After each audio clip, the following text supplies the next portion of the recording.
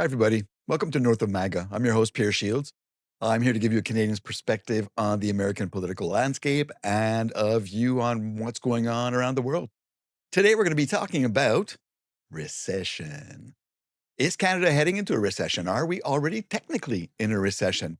We're going to be looking at some numbers, some indicators, and trying to figure it all out. So here we go. The labor market. July 2025, Canada's economy shed 40,800 jobs.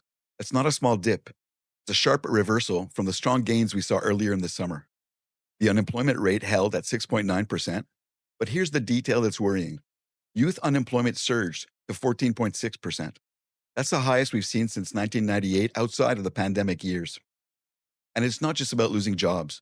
The employment rate fell to 60.7%, which means a smaller share of working-age Canadians actually have jobs.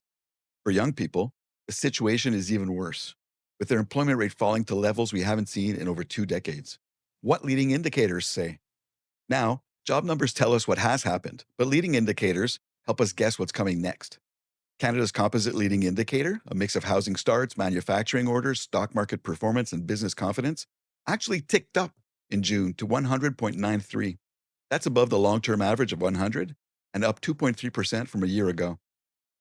And the IVPMI, which tracks purchasing activity, hit 55.8 in July. That's the highest reading in a year and signals expansion in both manufacturing and services. So even though the labor market is cooling, parts of the economy are still moving forward. GDP and growth. Real GDP has been almost flat for months. In May 2025, GDP fell 0.1% after a similar drop in April. That's 3 months of slight declines in a row, from March through May. Early estimates for June point to a 0.1% rebound, which could make the second quarter either flat or just barely positive. RBC is forecasting a tiny 0.1% gain for Q2, but the Canadian Federation of Independent Business thinks GDP shrank by 0.8% and that Q3 will be another 0.8%. If CFIB is right, that's 2 quarters of contraction, technical recession. What's driving the slowdown? There's no single culprit. It's a combination of pressures.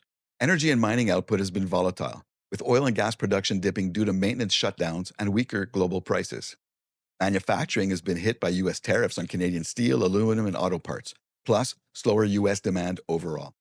Housing construction has cooled as higher interest rates keep mortgage costs elevated, while retail spending is down in discretionary goods. Services like restaurants and travel are holding up, but they're not enough to offset the drop in goods-producing industry. The Bank of Canada's role? The Bank of Canada kept its benchmark rate at 2.75% in July, but markets are betting on 2 rate cuts before the end of the year, maybe starting as soon as September. Why?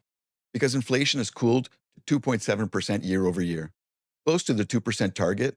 The banks know that if the economy slows too much, it could tip into a deeper downturn.